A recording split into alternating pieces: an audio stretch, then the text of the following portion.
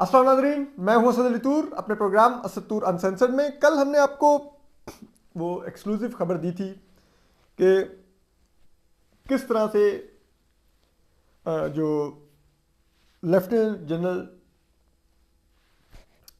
Javed Iqbal retired जो हैं, उनको जो माफ़ी दी गई आर्मी चीफ की तरफ से जासूसी के केस में और उनको रिहा कर दिया गया। तो उसमें हमने आपको एक और भी बताया था केस, वो ब्रिगेडियर रिजवान का है, जिनको जासूसी के केस में सजाए मौत सुनाई गई। ये बड़ी ज़बरदस्त कहानी है कि किस तरह से स्पाई एजेंसियां दूसरे मुल्कों में पेनिट्रेट करती हैं, किस तरह से वहाँ पर जो दूसरे ममालिक की फोर्सेस के लोग होते हैं वो जासूस बनते हैं, मालूमात के तबादले किस तरह होते हैं, और फिर वो जासूस पकड़ा कैसे जाता है। ये इतनी फिल्मी कहानी है, यकीन कीजिए कि आप जेम्स बॉन्ड की फिल्में भूल जाएंगे। लिटरली ये एक नेटफ्लिक्स की एक सीरीज़ है जो हम आपको सुनाने जा रहे हैं। ये नेटफ्लिक्स की एक सीरीज़ है, ये ब्रिगेडियर रिजवान वाली, जो ये तमाम जो उनको जिस तरह से पकड़ा गया, जिस तरह से वो जासूस बने, जिस तरह से उन्होंने जासूसी की। This is a very interesting और बड़ी फैसिनेटिंग स्टोरी है जो हम आपके लिए एक्सक्लूसिवली लेके आ रहे हैं। तो ये जो ब्रिगेडियर रिजवान है, ये जब मेजर थे तो ये स्टाफ कॉलेज कोयटा में एक कोर्स करने गए।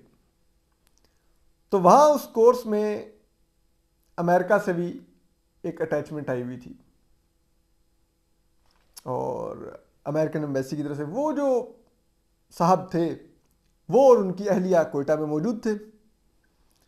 तो वहाँ पर मेजर रिजवान की दोस्ती होगी इस कपल से, और उसके बाद जब मेजर रिजवान उस कोर्स से फारिग होकर वापस आ गए तो इनका राब्ता फिर भी उस अमेरिकन कपल से रहा, जो कि ज़राए बताते हैं कि उस वक्त इधर अमेरिकन एम्बेसी में तैनात था। तो कहते हैं कि ये इनमें फिर राब्ता हुआ, इन्होंने कहा अच्छा हम भी इस्लामाबाद में चले मिलते हैं। तो मेजर रिजवान साहब चले गए, इनकी मेल मुलाकातें शुरू हो गई। अब एक दिन मेजर रिजवान मिलने गए तो वो जो अमेरिकन शख्स थे उन्होंने कहा कि मुझे कोई काम है, मुझे जाना पड़ गया है, तो आप मेरी बीवी के पास बैठें, आप दोनों भी अच्छी दोस्ती, आप लोग गपशप करें, तो मैं काम से जा रहा हूँ, मुझे जाना पड़ गया है। और जब वो चले गए तो मेजर रिजवान और जो उस शख्स की बज़ाहिर अहलिया थी, जो कि अब हम समझते हैं कि बज़ाहिर अहलिया थी और जबकि असल में वो भी शायद CIA ऑपरेटिव ही थी अपने शोहर की तरह, और वो दोनों मियाँ बीवी नहीं थे, लेकिन वो प्रिटेंड करते थे कि वो मियाँ बीवी हैं। और वो जो खातून थी उनको मेजर रिजवान को हनी ट्रैप करने का टारगेट दिया गया था, और इन दोनों में वहाँ पर जिस्मानी ताल्लुक़ कायम हो गया मेजर रिजवान में और इन जो अमेरिकन खातून थी। और फिर उसकी फिल्म भी रिकॉर्ड होगी, उसकी वीडियो रिकॉर्ड कर ली गई, और उसकी बेस पे मेजर रिजवान को कुछ ब्लैकमेल भी किया गया और फिर उनको अपने साथ मिलाया गया और उनको पैसे ऑफर किए गए पाकिस्तान फौज में जासूसी के लिए। मेजर रिजवान ने बखुशी कबूल कर लिया। उसके अलावा मेजर रिजवान को ये ऑफ़र दी गई कि आप जब रिटायर होने वाले होंगे तो हम आपको और आपकी पूरी फैमिली को अमेरिका की इमिग्रेशन देके अमेरिका मूव कर देंगे, आपको अमेरिका की नेशनलिटी मिल जाएगी, वहाँ पे चला जाएगा। और ये तो माशाल्लाह इस पाकिस्तान में हम सब का ही मसला है कि बस अमेरिका की नेशनलिटी मिल जाए। सारे इधर अमेरिका को गालियाँ भी देते हैं और अमेरिका के वीज़ा लेने के लिए मरते भी हैं। ये तो हमारी मुनाफिकत का आलम है। तो मेजर रिजवान की भी यही प्रॉब्लम थी। तो मेजर रिजवान साहब अमेरिका के लिए जासूसी शुरू हो गए, और उसके लिए फिर ये जासूसी का ताल्लुक तकरीबन 9 साल उन्होंने अमेरिका के लिए जासूसी की। वो मेजर से सीनियर मेजर हुए, फिर लेफ्टिनेंट कर्नल हुए, अमेरिका के लिए जासूसी करते रहे, कर्नल हो गए, अमेरिका के लिए जासूसी जारी रखी, ब्रिगेडियर हो गए, अमेरिका के लिए जासूसी जारी रखी। इस दौरान वो थोड़े फ्रस्ट्रेट भी होते रहे कि अमेरिका उनकी फैमिली की इमिग्रेशन क्यों नहीं कर रहा, लेकिन वो साथ साथ CIA के लिए जासूसी भी कर रहे थे। तो उनकी कभी कभार जो अमेरिकन जो CIA की सोर्स थी उनसे उनकी मुलाकात होती थी, लेकिन वो मुलाकात बहुत रेयर होती थी। जब अमेरिकन उनको बुलवाते थे तो बड़ी इंतज़ाम के साथ, बहुत खुफिया तरीके से वो कभी कभार मुलाकात होती थी। तो अब एक दिन ब्रिगेडियर रिजवान बड़े फ्रस्ट्रेट हुए कि उनकी फैमिली की इमिग्रेशन नहीं हो रही, तो उन्होंने अमेरिकन से रब्ता किया कि मैंने आज मिलना है, मुझे बात करनी है, आज मुझे बात करनी है। उन्होंने बड़े प्रेशराइज किया, तो अमेरिकन ने कहा कि ठीक है आप आज मिल लें। तो ब्रिगेडियर रिजवान ने गाड़ी ड्राइव की, इस्लामाबाद में एक जगह पे गाड़ी पार्क की। तो अमेरिकन ने एक छोटा ऑपरेटिव भेजा CIA का, वो एक काले शीशा वाली गाड़ी में आया, उसने ब्रिगेडियर रिजवान को पिक किया और अमेरिकन एम्बेसी ले गया। अब तब तक किसी को नहीं पता चला कि ब्रिगेडियर रिजवान अमेरिका के लिए जासूसी कर रहे हैं और ब्रिगेडियर रिजवान अभी अमेरिकन एम्बेसी गए हैं मिलने के लिए। किसी को यहाँ पर नहीं उस वक्त कानो कान खबर हुई। लेकिन फिर वो वहाँ पे उन्होंने मुलाकात की, जो बातचीत की, उनसे मुतालबा किया कि मेरी फैमिली की इमिग्रेशन करें, फौरी करें, मैं जल्द रिटायर होने वाला हूँ तो उनको तो ले जाएं, फिर मैं बाद में आ जाऊँगा, फलां जे वो। और जब वो उसी काले शीशों वाली गाड़ी में वापस निकले, तब भी किसी को नहीं पता था कि इस गाड़ी में ब्रिगेडियर रिजवान मौजूद है। लेकिन जब बंदे की किस्मत खराब हो तो फिर हो जाती है, जब लिखी हो तो फिर लिखी होती है। तो वो हुआ ये कि जब वो अमेरिकन एम्बेसी से गाड़ी निकली तो एक पीछे पीछे एक जो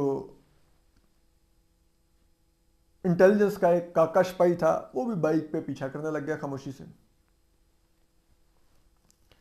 अब बुरी किस्मत ये कि वो गाड़ी एक बाइक वाले से टकरा गई। जब बाइक वाले से गाड़ी टकराई तो बाइक वाला गिरा, उसने उठ के, जाहिर बात है किसी को चोट लगेगी या गिरेगा या कोई कहेगा मेरा नुकसान कर दिया पैसे दे, वो उस अमेरिकन एम्बेसी वाले से बहस करने लग गया। गाड़ी में ब्रिगेडियर रिजवान भी मौजूद थे। अब ब्रिगेडियर रिजवान साहब ने कहा कि ब्रिगेडियर रिजवान साहब के अंदर का ब्रिगेडियर जाग गया। वो नहीं जैसे कर्नल की बीवी जाग जाती थी कि मैं कर्नल की बीवी हूँ, तुमने हाउ डेयर ट्रैफिक रोकी हुई है, तो इसी तरह ब्रिगेडियर रिजवान साहब ने कहा मैं ब्रिगेडियर, ये साला एक 2 टके का बाइक वाला ब्लडी सिविलियन, इसने गाड़ी रोक ली है। ब्रिगेडियर रिजवान साहब नीचे आ गए, इन्होंने आकर बाइक वाले को बुरा भला कहना शुरू कर दिया कि हाउ डेयर, तुम कुछ भी नहीं, तुम्हारा नुकसान हुआ, गेट लॉस्ट, चल जाओ यहाँ से, मैं ब्रिगेडियर हूँ पाकिस्तानी फौज का, कोई पैसे नहीं है, निकल जाओ यहाँ से, कोई तुम्हारा नुकसान नहीं है, भाग जाओ यहाँ से। अब वो जो पीछे पीछे काका सिपाही आ रहा था, वो बाइक पर पास रुक के चुप करके तमाशा देख रहा था। जब इन्होंने अपना तारुफ करवाया कि मैं ब्रिगेडियर रिजवान हूँ पाकिस्तान फौज का, हाउ डेयर कि तुम ये, तो काका सिपाही की आंखें फट गई। उसने कहा भाई अमेरिकन एम्बेसी से जो अमेरिकन गाड़ी में निकला ये ब्रिगेडियर है, और वो भी पाकिस्तानी फौज का ब्रिगेडियर है।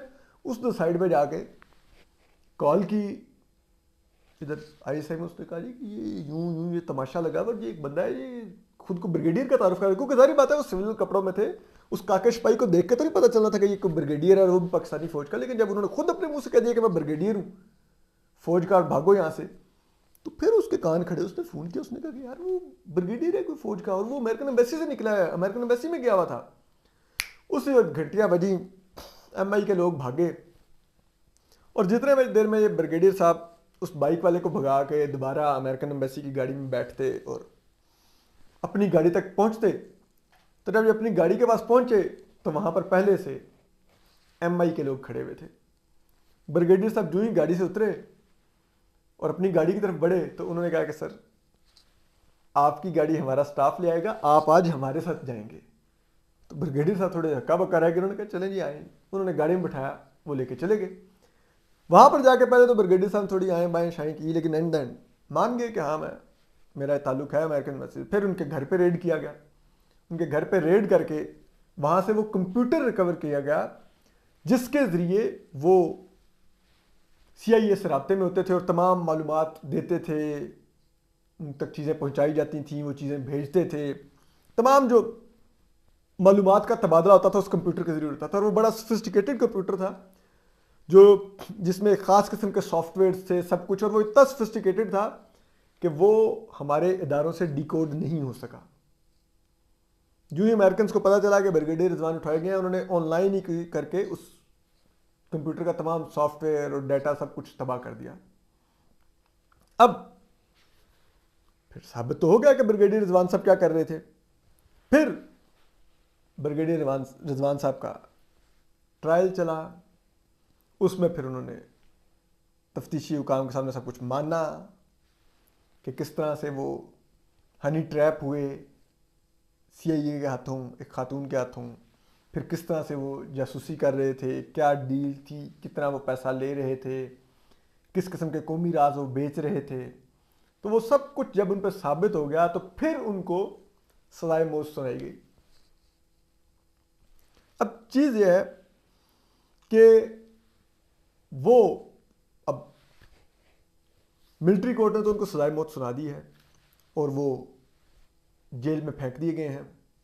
अब जेल जारी बात पाकिस्तान में तमाम सिविलियन हुकाम के अंडर ही होती हैं, और उनकी मिलिट्री कोर्ट की सजाए मौत के बाद उनके पास अपील का हक तो है, तो वो अपील उनकी अब हाई कोर्ट में ज़ेर समात है, फिर सुप्रीम कोर्ट तक जाएगी, तो उनको कोई 8-9 साल लग जाएंगे फांसी लगते लगते। लेकिन उन पर जो केस था वो पूरी तरह उनका बड़ा ताल्लुक और उनकी जो वो स्पाइंग कर रहे थे अमेरिकन CIA के लिए, वो पूरी तरह ना सिर्फ उन पर साबित हुई, उसमें वो पकड़े गए, उनसे वो कंप्यूटर बरामद हुआ, मतलब फिल्मी के उस कंप्यूटर के दिन मालूमात जा रही थी, आ रही थी, और पकड़े जब गए तो वो किस बेवकूफ़ी की वजह से पकड़े गए ये भी आपने सुन ही लिया कि वो बस उनकी उस दिन भी वो कभी ना पकड़े जाते, वो गाड़ी खामोशी से निकल जाती, जाके वो कहीं पे ब्रिगेडियर रिजवान को ड्रॉप करके चली जाती। वो बाइक वाले को आइडिया ही ना होता कि ये ब्रिगेडियर है कोई, जब तक वो खुद अपनी अकड़ में जो अपनी जनी खन्नास थी निकल के उन्होंने कहा कि मैं ब्रिगेडियर हूँ, भागो यहाँ से, हाउ डेयर, कोई पैसे से नहीं तुम्हें देंगे, भाग जाओ। तो वो पीछे जो इंटेलिजेंस वाला आ रहा था उसके कान खड़े हो गए, उसने कहा हैं ये ब्रिगेडियर है, और यूँ फिर ब्रिगेडियर रिजवान गिरफ्तार हुए। तो ये पाकिस्तान में हालात हैं, ये स्पाई वार्स तो होती हैं, तमाम ममालिक अपना इंटरेस्ट देखते हैं, इवन कि जो पाकिस्तान के दोस्त ममालिक होंगे वो भी यहाँ पर जासूस रखते होंगे क्योंकि उनको भी मालूमात चाहिए होती हैं। फिर तमाम ममालिक अपनी इंटेलिजेंस के बेस पे अपनी पॉलिसीज फार्मूलेट करते हैं, अपने दोस्त ममालिक के बारे में भी और अपने दुश्मन ममालिक के बारे में भी। ये नहीं होता कि सिर्फ इंडिया और पाकिस्तान के ही एक दूसरे में जासूस होते होंगे, या पाकिस्तान और अमेरिका के एक दूसरे में जासूस होते होंगे, या पाकिस्तान और इसराइल के एक दूसरे में जासूस होंगे, पाकिस्तान और चीन के भी एक दूसरे के मुल्कों में जासूस होते होंगे, पाकिस्तान और सऊदी अरब के भी एक दूसरे के मुल्कों में जासूस होते होंगे। That is a very normal thing. लेकिन कोई भी मुल्क अपने मुल्क में ना तो अपने दोस्त मुल्क का जासूस अपनी सफ़ों में बर्दाश्त करता है, ना ही अपने दुश्मन मुल्क का अपनी सफ़ों में जासूस बर्दाश्त करता है। और फिर वही हुआ कि ब्रिगेडियर रिजवान इस वक्त फांसी की सज़ा पाकर जेल में है, लेकिन अभी तक उनको फांसी लगी नहीं है। अपना ख्याल रखिए, सलामत रहिए, अल्लाह हाफ़िज़।